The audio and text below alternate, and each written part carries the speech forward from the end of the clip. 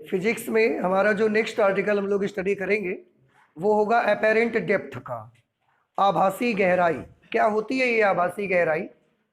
जैसे कोई भी ट्रांसपेरेंट मीडियम अगर कहीं पर भी है, जैसे कि पानी या कांच, तो अगर इस प्रकार का मीडियम कहीं पर भी है, जैसे पानी भरा हुआ है, किसी ग्लास में पानी भरा है, अब उस ग्लास में अगर आप एक कॉइन डाल देते हैं तो वो कॉइन जाके ग्लास की बॉटम पे बैठ जाता है। लेकिन अगर आप ऊपर से ग्लास को देखेंगे तो वो सिक्का, वो कॉइन आपको दिखता है। ठीक है, तो ऐसे ही तालाब में अगर कोई बहुत साफ पानी अगर भरा हुआ है और उस तालाब की नीचे जो बॉटम है, उसकी उसकी जो तली है नीचे वाली, तो अगर पानी बहुत साफ भरा हुआ है तो ऊपर से जब आप देखेंगे तो, क्योंकि water is a transparent medium, तो जब आप ऊपर से देखते हैं तो उसकी तली आपको दिखती है। अगर रेत है तो रेत दिखती है, अगर कुछ पत्थर पड़े हुए हैं उस पर तो वो ऊपर से पत्थर आपको दिखते हैं। तो जितनी, अब आप देखते हैं कि ऊपर से पत्थर हम देख रहे हैं, या ग्लास में पड़ा हुआ कॉइन हम देखते हैं, बाल्टी में आपकी पानी भरा हुआ है और उसमें कोई चीज़ गिर गई है, वो नीचे जाके बैठ जाती है। तो जब हम उसको देखते हैं ऊपर से तो उसकी गहराई हमको दिखती है। तो हमने साइंस के रूल, अपने रिफ्रैक्शन के रूल्स लगा के देखे और हमने पाया कि वाकई में जितनी गहराई पर वो वस्तु पड़ी होती है उतनी गहराई पर हमको नहीं दिखती, हमको उसकी गहराई कुछ कम दिखती है। देखो, गहराई पर होना और दिखना एक अलग चीज है। तो अगर कोई भी पारदर्शी माध्यम है, जैसे कि वाटर, वाटर में कोई भी चीज पड़ी हुई है, तो आप जब ऊपर से उसको देखने जाते हैं तो उसकी एक गहराई जो आपको दिखती है, एक गहराई जो वाकई में उसकी है, और एक वो वाली गहराई जो हमको दिखती है। तो जो गहराई हमको दिखती है उसकी, उसको हम बोलते हैं आभासी गहराई, अपेरेंट डेप्थ। और वाकई में जितनी गहराई पर वो पत्थर, वो कॉइन या वो वस्तु पड़ी होती है, उसको हम उसकी बोलते हैं वास्तविक गहराई, रियल डेप्थ उसको बोलते हैं। आज हम यही स्टडी करने वाले हैं कि ये अपेरेंट डेप्थ कितनी होती है। जैसे कि मैंने बताया, ये हमेशा रियल डेप्थ से आपको कम दिखाई देती है। तो क्यों ऐसा हो जाता है? तो आंसर है ये अपवर्तन की वजह से हो जाता है, प्रकाश के अपवर्तन के कारण। कैसे हो जाता है इसी को हम स्टडी करेंगे, और कितनी गहराई पर दिखेगा, आभासी गहराई का क्या फॉर्मूला बनेगा, ये सब हम बनाएंगे आज। उसके लिए मैं एक छोटा सा फिगर बनाता हूं, आप उसको समझिए। देखिए, ये एक बर्तन है और इस बर्तन में हमने मान लिया यहां तक ऐसा पानी भरा हुआ है।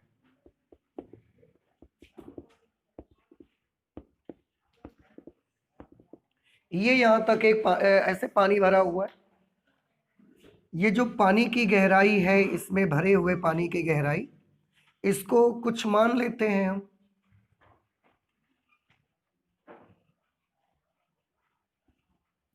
ये गहराई हमने मान लिया कैपिटल डी है। कैपिटल डी क्यों? डेप्थ। डेप्थ मीन्स क्या होती है? गहराई। इसलिए हमने मान लिया कि वाटर ये जहां तक भरा हुआ है, टोटल बॉटम से लेकर और यहां तक टोटल डेप्थ इसकी कैपिटल डी है। अलग अलग बुक्स में अलग अलग राइटर अपना सिंबल लेते हैं, किसी ने कैपिटल एच लिया हुआ है, किसी ने कुछ लिया है। मैं फिलहाल इस वाली डेप्थ के लिए कैपिटल डी ले लेता हूं। ठीक, हमने मान लिया कि एक ऑब्जेक्ट है जो यहां पर पड़ा हुआ है, कॉइन पड़ा हुआ है, मान लीजिए कि ये ऑब्जेक्ट है, ऑब्जेक्ट, और इसे हम क्या बोलेंगे? ओ। ठीक है, हम इसको कहां से देखेंगे? तो आंसर है यहां पर है। यहां पर अपनी आंख को रखेंगे और देखेंगे तो एक बर्तन में पानी भरा हुआ है और ऊपर से ऐसा हम उसको देख रहे हैं, तो आंख हमारी बर्तन के ऊपर ऐसा लगी होगी, यहां पर कहीं पर, और वहां से हम इसको देखते हैं।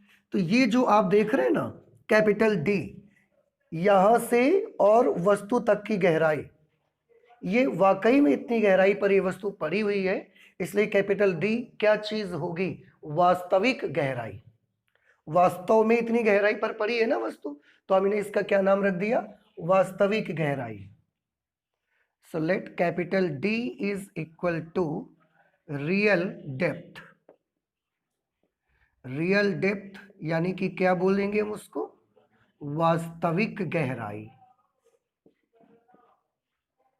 ये उसकी वास्तविक गहराई है।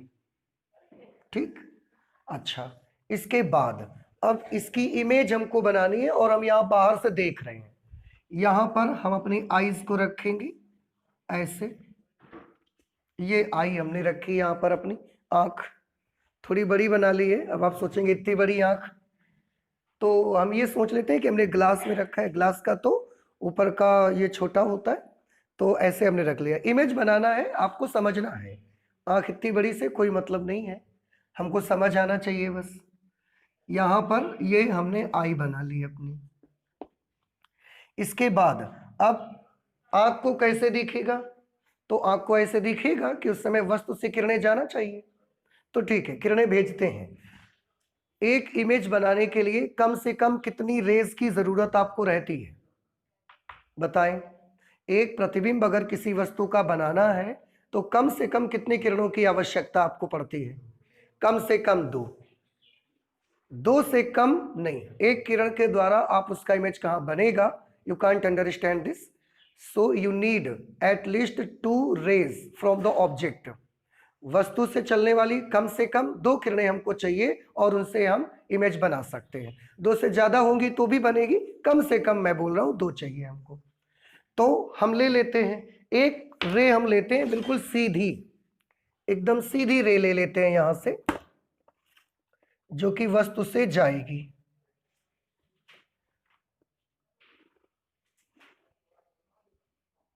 एक किरण हम ऐसी ले लेते हैं कि वस्तु से ये किरण चली और बिल्कुल ऐसे सीधी, और ये कहां पहुंची, हमारी आईज पर पहुंची, हमारी आंख पर पहुंची। अब यहां पर ये इसका इंटरफेस है, देखो, देख रहे हैं बेटा, इंटरफेस का मतलब आप समझते हैं। अब ये इंटरफेस क्यों बोल रहे हैं हम इसको, बताइए। क्योंकि ये वो सरफेस है जो एक माध्यम से दूसरे माध्यम को मतलब अलग करती है। अगर इसके ऊपर एयर है, नीचे वाटर है, अगर ये पूरे में कांच भरा हुआ है तो फिर ये कांच है और ये एयर है। ठीक है, फिलहाल हम जो फॉर्मूला बनाएंगे वो हम एक जनरल मीडियम के लिए बना लेंगे। ना हम पानी को मानेंगे यहाँ पर, ना ग्लास मानेंगे, हम मान लेते हैं कि कोई भी ट्रांसपेरेंट मीडियम यहाँ पर भरा हुआ है। ये हमने मान लिया, कोई भी ट्रांसपेरेंट मीडियम है, पारदर्शी माध्यम। एक बार हमने किसी भी पारदर्शी माध्यम के लिए फॉर्मूला बना लिया, फिर अगर यहाँ पर पानी भरा होगा तो हम उसकी जगह वाटर लिख देंगे, अगर यहाँ पर ग्लास होगा तो हम मीडियम की जगह ग्लास लिख देंगे। तो एक बार जनरल फॉर्मूला बनाना है और इसके बाद आप उसकी जगह पर जो भी आप यहाँ पर ट्रांसपेरेंट मीडियम रखेंगे उसको आप लिख सकेंगे। अब फिर से आते हैं अपनी बात पर कि यहाँ से हमने किरण को भेजा, ये वस्तु से किरण ऐसा चली और इंटरफेस पर कैसे टकराई जा करके, इंटरफेस पर बिल्कुल अभिलंबवत टकराई। आपतन कोण इसका कितना होगा, आपतन कोण क्या होता है, ये इंटरफेस है, ये अभिलंब है, यहां से हमने एक प्रकाश की किरण भेजी, वो अभिलंब के साथ जितना कोण बनाती है उसी को तो आपतन कोण कहते हैं। इस वाले पॉइंट की बात करिए, ये इंटरफेस है, ये अभिलंब है और ये आपतित किरण है। तो अभिलंब का काम भी यही कर रही है, आपतित किरण भी इसी दिशा में जा रही है, तो आपतन कोण कितना हुआ, 0 डिग्री। अगर आपतन कोण 0 है तो अपवर्तन कोण का क्या होगा, क्यों, आपतन कोण अपवर्तन कोण के बराबर होता है। अरे ये कैसे पता, आपतन कोण अपवर्तन कोण के बराबर होता है, ये कहां पर रूल लिखा आपने, ये रूल तो आपने हमको उल्टा बता दिया।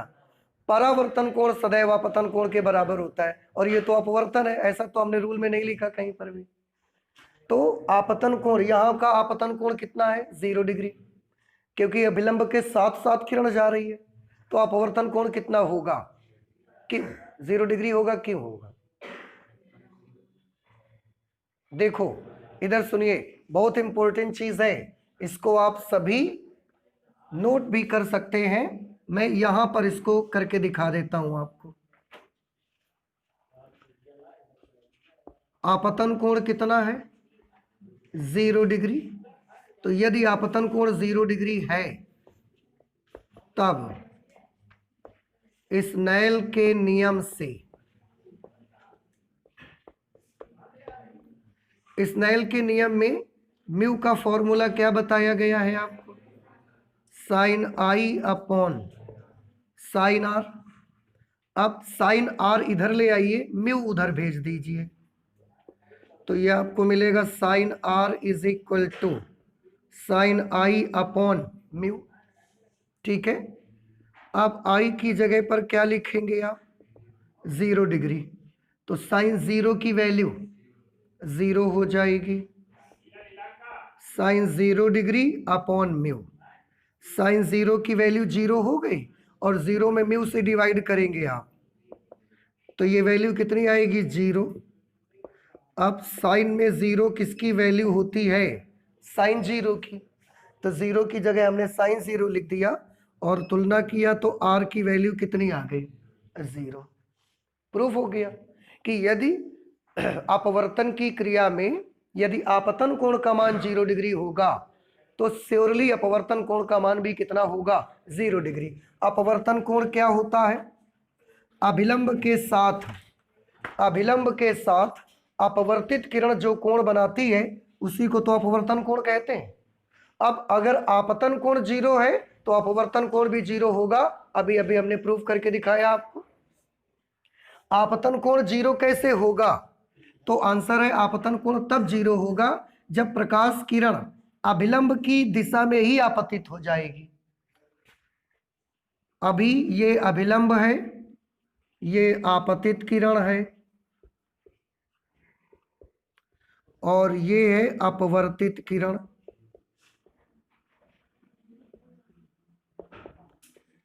देखो ये अभिलंब है, ये आपतित किरण, दोनों के बीच का कोण आपतन कोण। ये अभिलंब है और ये अपवर्तित किरण, दोनों के बीच का कोण अपवर्तन कोण। आपतन कोण को 0 करना है, उसके लिए आपको क्या करना पड़ेगा? आंसर है आपतित किरण को इधर ले जाना पड़ेगा कि इधर ले जाना पड़ेगा? इधर लेते जाओ, आई कम होते जाएगा और जब बिल्कुल अभिलंब के अनुदिश डाल दोगे किरण को तो आपतन कोण कितना हो जाएगा? 0 डिग्री। तो ये अभिलंब है और इसी दिशा में हम आपतित किरण को लेके आ गए, इसी डायरेक्शन में। जिस दिशा में अभिलंब था उसी के अनुदिश, उसी के अलोंग हम आपतित किरण को लेके आ गए। तो अब आई की वैल्यू कितनी हो गई? 0 डिग्री। अब अगर आई 0 है तो आर को भी कैसा रहना चाहिए? 0। आर 0 कब होगा? ये किरण जब ऐसे जाएगी तो आर 0 होगा, या ऐसे आने पर आर 0 हो सकता है? कैसे जाने पर? ऐसा जाने पर आर 0 हो सकता है, ऐसा जाने पर आर 0 हो सकता है। तो ये ऐसे आते जाएगी अभिलंब के अनुदिश, और जब ये किरण ऐसे हो जाएगी तो आर की वैल्यू भी कितनी हो जाएगी? 0। इसलिए आप हमेशा याद रख लें, जब भी कोई किरण किसी इंटरफेस पर, ये यहां पर क्या बनाया है हमने? इंटरफेस।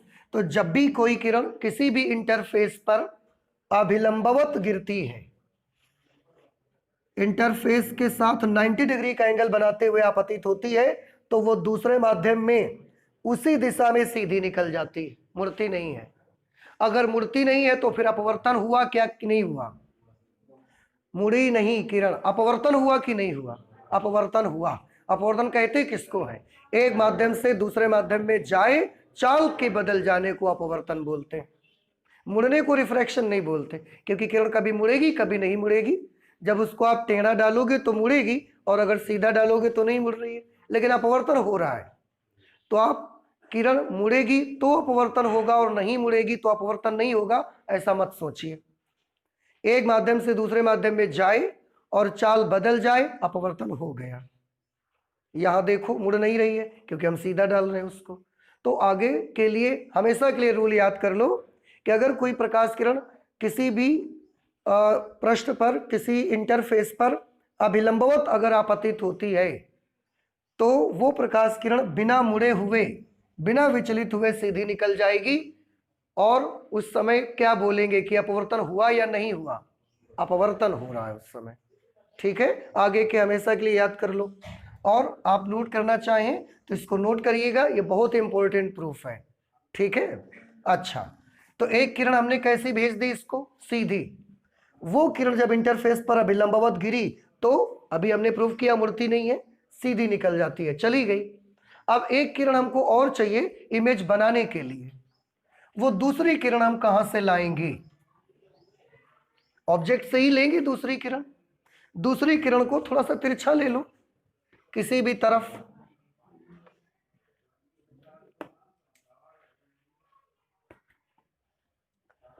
दूसरी रे को हम यहां पर ले लेते हैं ऐसे, सॉरी एक ही जगह से निकालें ज्यादा अच्छा रहेगा।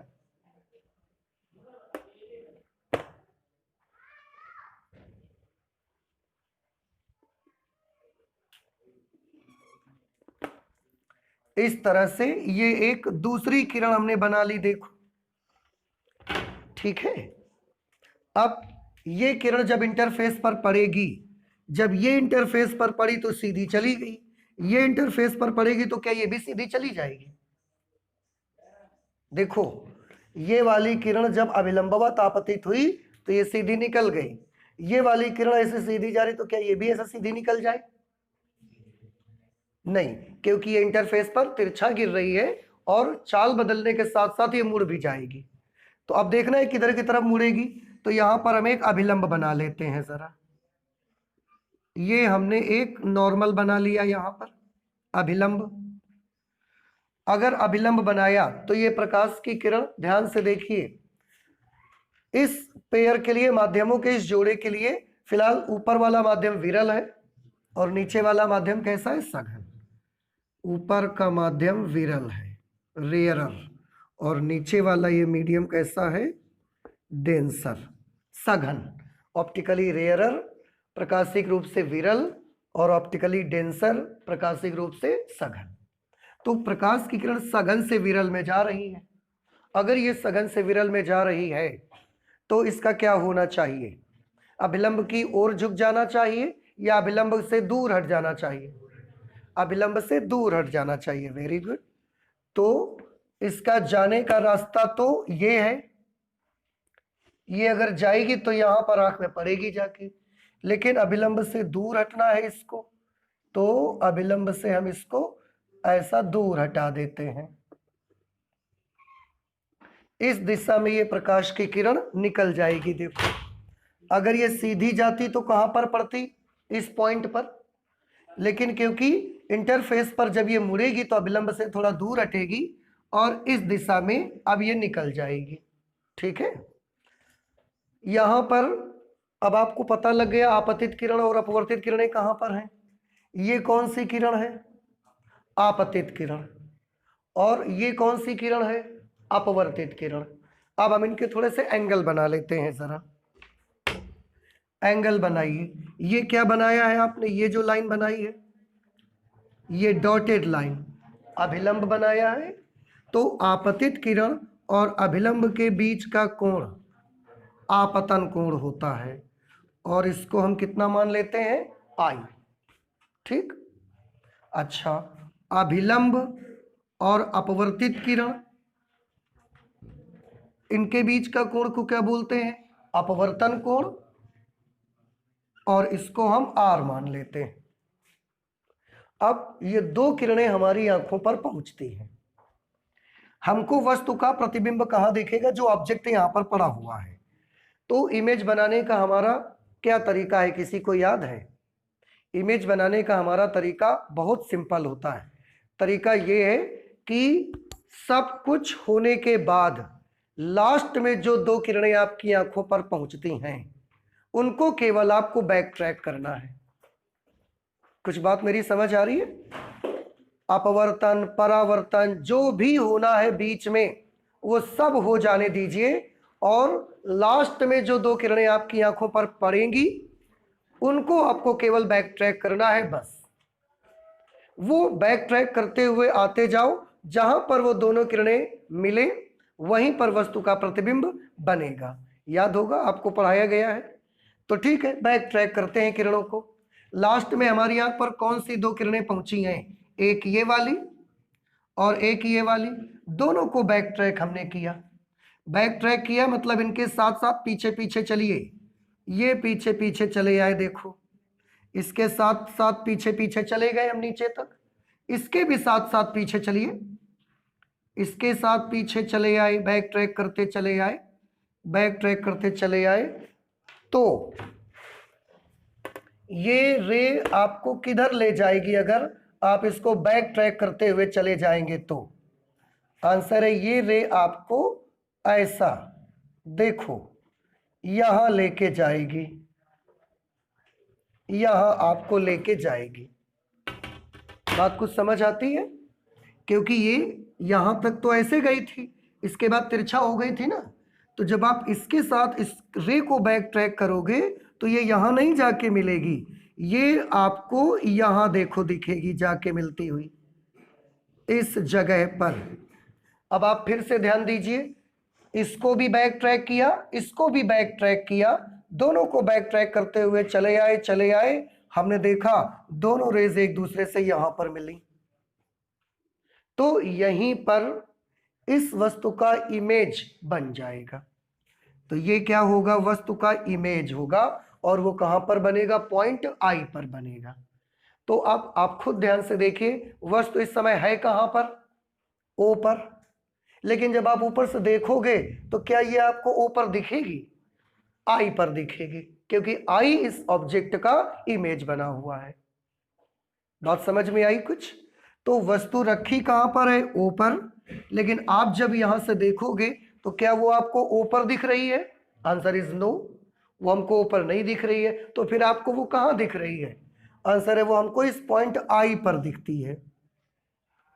अब आप खुद देख सकते हैं, रखी है ओ पर, तो इसके यहां से सरफेस से और बॉटम तक का डिस्टेंस हमने क्या माना है? वास्तविक गहराई, कैपिटल डी। लेकिन हमको ये वस्तु यहां नहीं दिखती, हमको तो यहां दिखती है। ऊपर से देख रहे हैं, हमको यहीं दिख गई।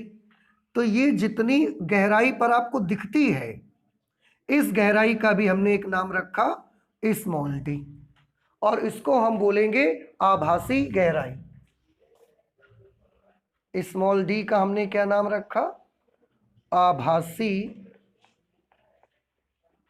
गहराई। और अब आप खुद देख सकते हैं, आभासी गहराई वास्तविक गहराई से छोटी है या बड़ी है?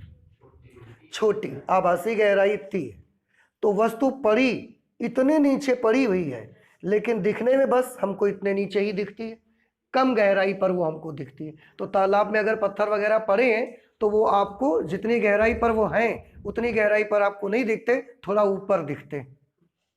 आभासी गहराई हमेशा वास्तविक गहराई से कैसी होगी? कम होगी। आभासी गहराई का ही दूसरा नाम हमने रखा है एपेरेंट डेप्थ,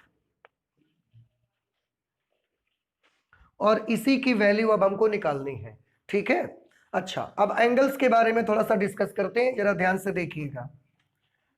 ये एंगल अगर आई है तो इस एंगल के बारे में बात करिए। ये एक छोटा सा कोण जो यहां पर बन रहा है, ये वाला एंगल, इसको हम आपको अलग करके दिखाते हैं, जरा ध्यान से देखिएगा। एक लाइन ऐसे है, एक लाइन ऐसे। ये वाली लाइन कौन सी लाइन है? ये सीधी वाली। ये वाली लाइन कौन सी है? ये अभिलंब वाली। इनको कुछ नाम रख देते हैं, इसका नाम रख दो P, और इस पॉइंट का नाम रख देते हैं Q। तो ये, और इसमें ये देखो बेटा, एक तिरछी लाइन ऐसे जा रही है, ये एक तिरछी लाइन ऐसे जा रही है। तो यहां पर पॉइंट है O, यहां पर पॉइंट है Q, ये किरण जो ऐसे गई है, और इस कोण को आपने नाम दिया है I। देख लो जरा ध्यान से इसको, ये एक लाइन ऐसे जा रही थी अभिलंबवत बिल्कुल सीधी, एक ये अभिलंब हमने जो बनाया है ये वाला, ये अभिलंब हमने बनाया, तो ये N वाली लाइन है जिसमें N लिखा हुआ है, और ये ऐसा PQ है आपके पास। अब आप देखें पी क्यू और ओ ट्रायंगल जो आप देख रहे हैं, पी क्यू और ये ओ वाला, तो इसमें ये दो लाइन ऐसे हैं आपकी, एक ये वाला अभिलंब और एक ये अभिलंबवत प्रकाश किरण जो गई थी, ये वाली।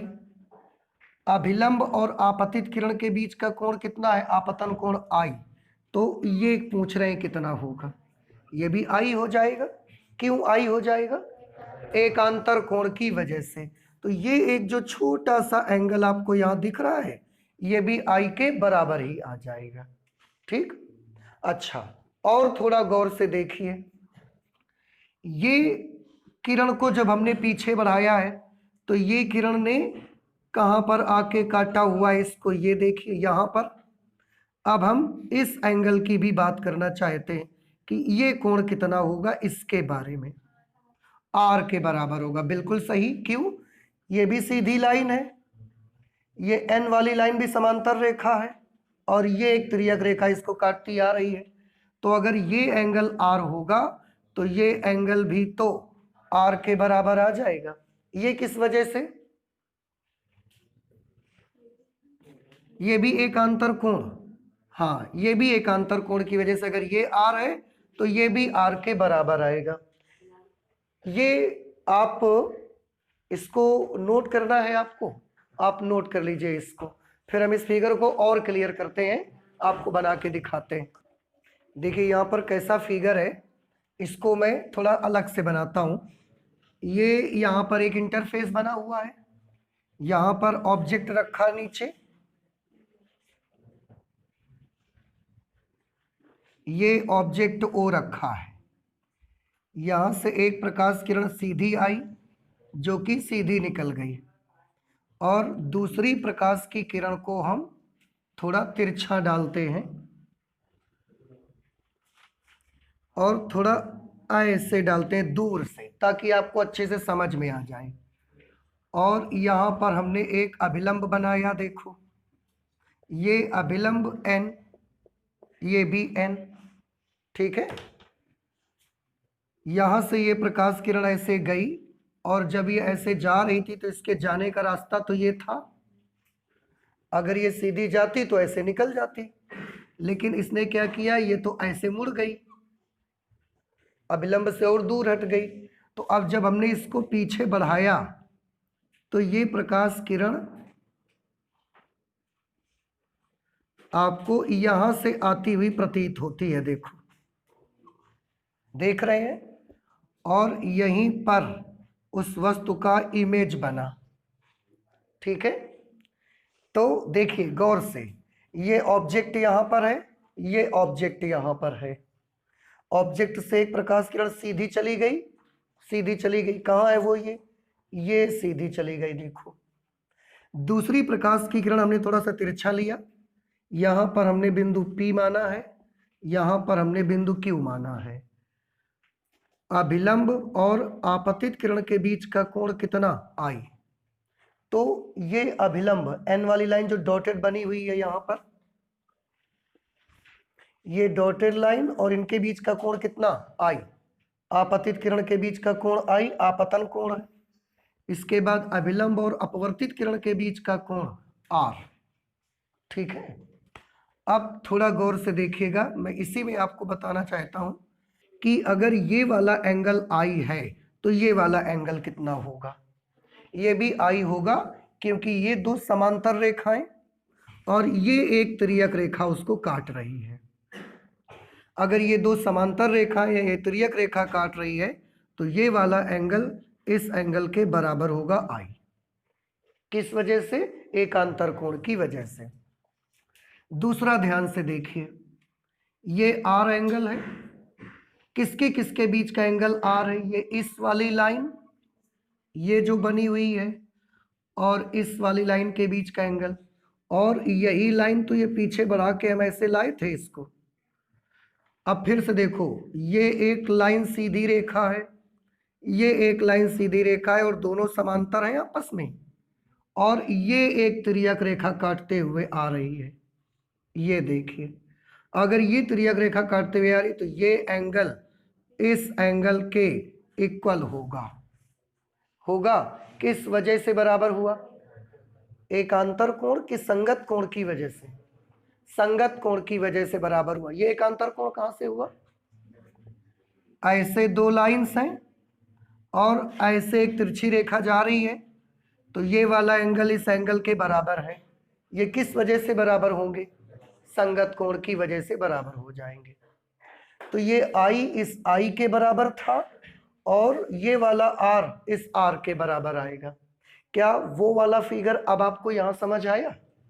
नहीं समझ पाया? आ गया समझ में? अच्छा, तो I किस वजह से बराबर हुआ है बताइए? एकांतर कोण की वजह से। और R किस वजह से बराबर हुआ है? संगत कोण की वजह से। तो यहां पर कुछ एंगल्स हैं, उनको हम नोट कर लेते हैं, जरा ध्यान से देखिए। बताइए एंगल POQ की वैल्यू। Angle POQ is equal to I। ये जो एंगल POQ है, एंगल POQ, इसकी वैल्यू कितनी है? I, ठीक है। तथा और एक कोण कौन सा बता रहे हैं? ये वाला एंगल PIQ। एंगल PIQ की वैल्यू कितने के बराबर है? R के बराबर। ये एंगल समझ आ गए अब आपको? अच्छा, यहां पर अब हम कैलकुलेशन करना स्टार्ट करेंगे। हाँ, ये भी देखो, यहां से O तक का डिस्टेंस कितना है? कैपिटल D, और इसी को क्या बोलते हैं? वास्तविक गहराई। और यहां से I तक की डिस्टेंस कितनी है? स्मॉल d, और स्मॉल d का ही नाम हमने क्या रखा है? आभासी गहराई, ठीक है। तो कैलकुलेशन स्टार्ट करते हैं। यहां पर सबसे पहले हम लेते हैं सम, और ये क्योंकि लंबवत है तो ये एंगल कितने का होगा? 90 डिग्री। सबसे पहले लेते हैं समकोण त्रिभुज OPQ, या ठीक है नोट कर लेते हैं पहले समकोण त्रिभुज OPQ। समकोण त्रिभुज OPQ में, OPQ, इसमें हम साइन I लेना चाहते हैं। क्या आप बताएंगे साइन I की वैल्यू कितनी आएगी? साइन I, पूरा त्रिभुज ले रहे हैं, समकोण कौन सा? मैं इसको डार्क करके आपको दिखाता हूं, ध्यान से देखिए। ये वाला त्रिभुज सबको दिखा? OPQ, ये ट्रायंगल, ठीक। साइन I बराबर लंब बटे कर्ण। लंब कितना होगा? PQ। कर्ण कितना होगा? QO या OQ। तो लंब बटे कर्ण, PQ upon QO। PQ upon QO, ठीक। अच्छा, ये साइन I हो गया। फिर से एक समकोण त्रिभुज और लेते हैं। समकोण त्रिभुज IPQ में लीजिए। IPQ में, IPQ में हम साइन R निकालना चाहते हैं। बताओ I, अब देखो कौन सा त्रिभुज ले रहे हैं? ये ऐसे और ये वाला बेटा, ये छोटा सा समकोण त्रिभुज। साइन R, फिर से लंब बटे कर्ण। लंब कितना होगा इसके लिए? PQ। कर्ण कितना होगा? IQ या QI। PQ अपॉन QI, ये साइन R की वैल्यू आ गई, ठीक। अच्छा, अब इसके बाद आ जाते हैं स्नेल के नियम से।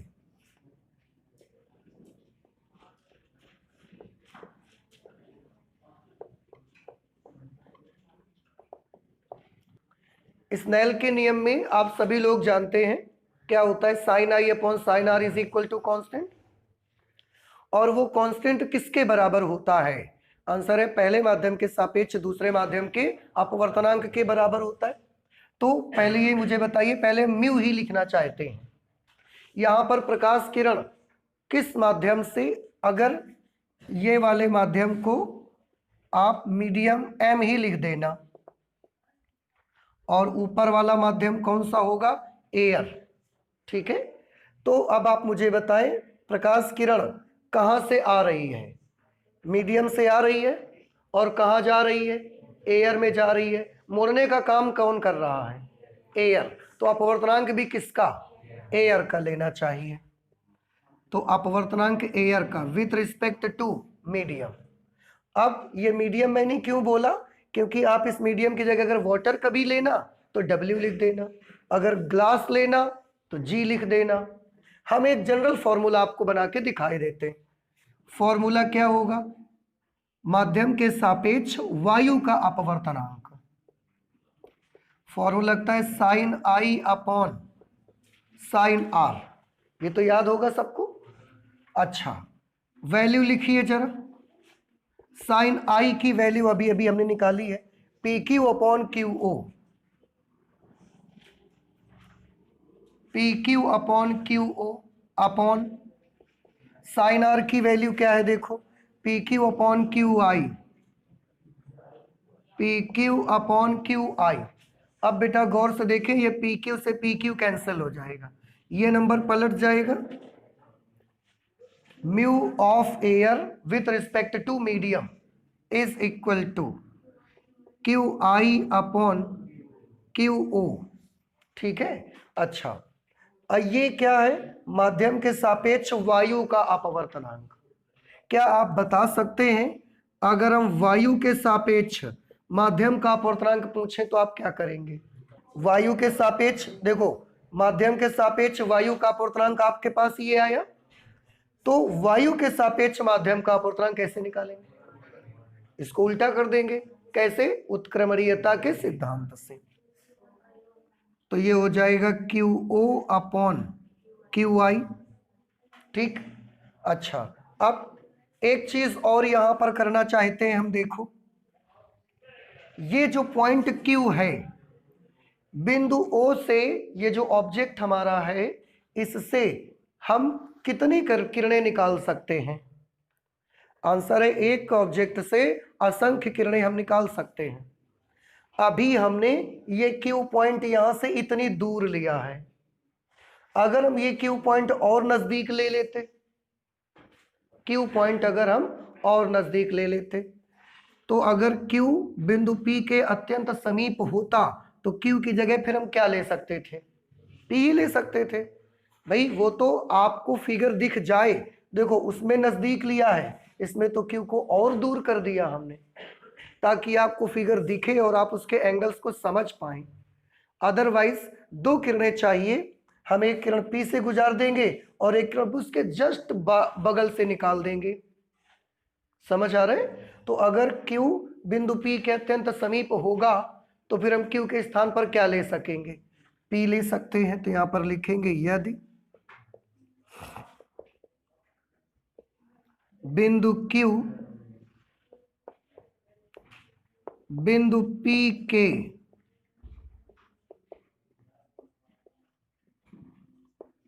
अत्यंत समीप है तब, अगर बिंदु Q बिंदु P के अत्यंत समीप है तब, जहां भी Q है उसकी जगह पर क्या लिख सकते हैं? P। समीप है तब Q के स्थान पर P लिया जा सकता है। अब जहां जहां Q है P लिख दीजिए। तो mu for medium with respect to air is equal to PO upon PI। ठीक। अब इनकी वैल्यूज लिखिए आप। PO की वैल्यू कितनी है और PI की वैल्यू कितनी है, ये आप नोट करिए। देखिए, mu for medium with respect to air is equal to P से O तक का डिस्टेंस, P से O तक का डिस्टेंस कैपिटल D, तो ये हमने कैपिटल D लिख दिया, अपॉन ये P से I तक का डिस्टेंस क्या होगा? Small d, small d। ठीक है। इस तरह से ये हमारा फॉर्मूला बना। क्या फॉर्मूला बना? देखिए, mu for medium with respect to air is equal to, ऊपर कौन सी गहराई है? वास्तविक गहराई। तो यहां पर हम लिख लेते हैं वास्तविक गहराई, और नीचे कौन सी गहराई आई है? आभासी गहराई।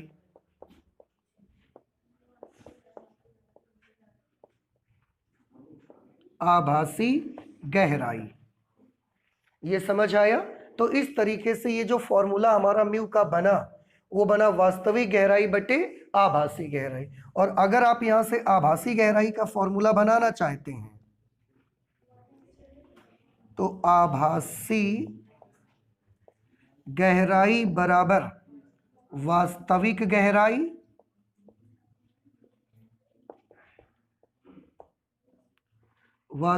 गहराई बटे mu for medium with respect to air.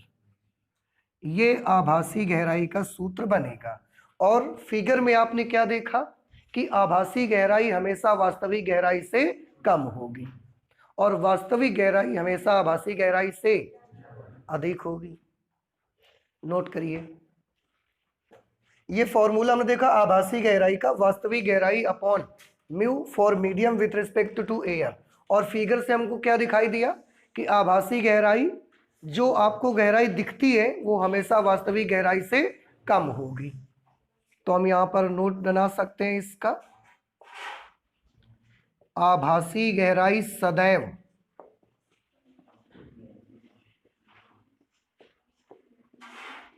वास्तविक गहराई से कम होती है। आभासी गहराई सदैव वास्तविक गहराई से कम होती है।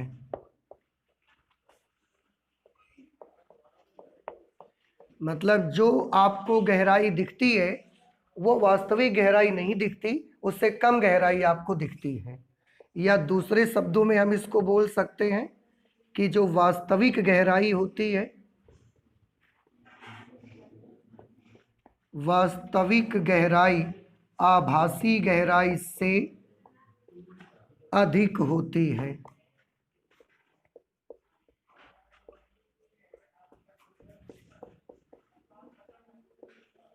ठीक है? तो अगर किसी तालाब के किनारे या किसी नदी के किनारे से आप देखते हैं और उसकी बॉटम पर पड़े हुए पत्थर आपको दिखते हैं तो वो वाली गहराई कौन सी गहराई है? आभासी गहराई। और हमेशा याद रखें कि आभासी गहराई यानी कि जो गहराई उसकी आपको दिख रही है वो हमेशा वास्तविक गहराई से कैसी है? कम है। और वास्तविक गहराई आभासी गहराई से कैसी होती है? ज़्यादा। तो जो गहराई आपको दिखती है वो रियल में नहीं होती। इसलिए कभी भी तालाब में, नदी में उसकी बॉटम, उसकी रेत, उसका पत्थर देख के कूद मत पड़िए। ठीक है? क्यों? क्योंकि जो आपको दिखता है वो कैसा दिखता है? कम है। लेकिन रियल में वो गहराई कैसी होगी? ज़्यादा होगी। तो आप उसमें सोच समझ कर ही जंप करिए। ठीक है? और एक चीज देखिए, अपवर्तनांक का, किसी भी माध्यम के अपवर्तनांक का सूत्र आप क्या देख रहे हैं? वास्तविक गहराई बटे आभासी गहराई। दोनों में से वास्तविक गहराई बड़ी होती है, आभासी गहराई कैसी होती है? छोटी। अब अंश बड़ा है, हर छोटा है, तो जब हर छोटा होगा, अंश बड़ा होगा, तो इस भिन्न का मान कैसा आएगा? एक आएगा। एक से बड़ा आएगा, एक से छोटा आएगा। एक से हमेशा बड़ा होगा।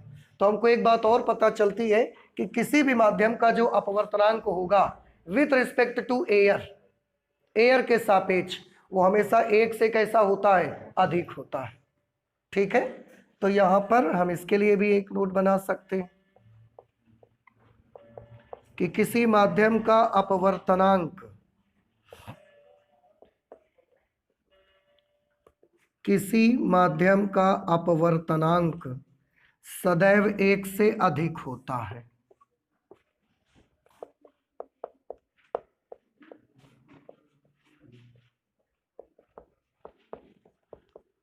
सदैव एक से अधिक होता है। और ये बात सिर्फ हमको यहीं से पता नहीं लगती, इसके पहले भी एक सिंबल हमने बनाया था, आप याद होगा थोड़ा सा, mu for medium with respect to vacuum, निर्वात के सापेक्ष, जो हमने निरपेक्ष अपवर्तनांक का फॉर्मूला बनाया था। निरपेक्ष अपवर्तनांक का फॉर्मूला बना था C/V इन मीडियम। निरपेक्ष अपवर्तनांक का फॉर्मूला बनाया, किसी भी माध्यम का निरपेक्ष अपवर्तनांक बराबर निर्वात में प्रकाश की चाल बटे माध्यम में प्रकाश की चाल। अब निर्वात में प्रकाश की चाल तो हमेशा सबसे ज्यादा होती है, तो माध्यम में प्रकाश की चाल कम होगी, निर्वात में प्रकाश की चाल ज्यादा होगी, यहां पर भी हर छोटा है, अंश बड़ा है। तो यहां से भी आपको पता लगेगा कि किसी भी माध्यम का जो अपवर्तनांक होगा उसकी वैल्यू हमेशा 1 से ज्यादा ही आएगी। तो आपके जितने भी मीडियम है उनमें से मोस्टली सबके अपवर्तनांक 1.3 से ऊपर ही होते हैं, लगभग 1.3 से लगभग ऊपर होते हैं, अधिकतर के, हम सबके नहीं कह रहे। मोस्टली जो मीडियम्स हैं उनके जो रिफ्रैक्टिव इंडिसेस हैं वो मोर देन 1.3 है, होने को 1.1 भी है, लेकिन अधिकतर के 1 से तो ज्यादा ही होगा, हमेशा याद रखिए रिफ्रैक्टिव इंडेक्स। तो कभी भी आपको ऑप्शन में कभी मिल जाए कि इस माध्यम का अपवर्तनांक है और उसमें 0.7 लिखा हो, तो समझ जाए कि ये नहीं हो सकता, क्योंकि अपवर्तनांक 1 से छोटा नहीं हो सकता, 1 से हमेशा कैसा होगा, वो बड़ा।